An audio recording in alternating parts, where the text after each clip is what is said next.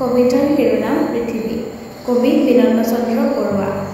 এই যে পৃথিৱীখনি সৌন্দৰ্যৰ লীলাভূমি, গছে পাতে ফুলে ফুলে ৰমক জমক, নদ নদী সৰোবৰ গিৰিগুহা মনোহৰ, যেনি চাওঁ তেনি লাগে চকুত চমক।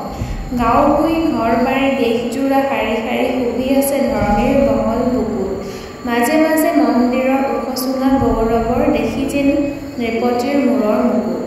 কুটিৰ কাৰেংঘৰ তাৰো নানা তৰসৰ সৰোবৰ অনুসৰি কৰিছে নিৰ্মাণ, নৰনাৰী গিৰি নদী গছলতা পশু পক্ষী পৃথিৱীৰ কোনো কাৰো নহয় সমান। জুই মাটি জলবায়ু সবাৰে যোগাই আয়ু শস্যপূৰ্ণ ধৰণীত নদন বদন, প্ৰাণদাতা জোনবেলি নীল আকাশত খেলি কাল চকৰিত আনে জীৱন মৰণ।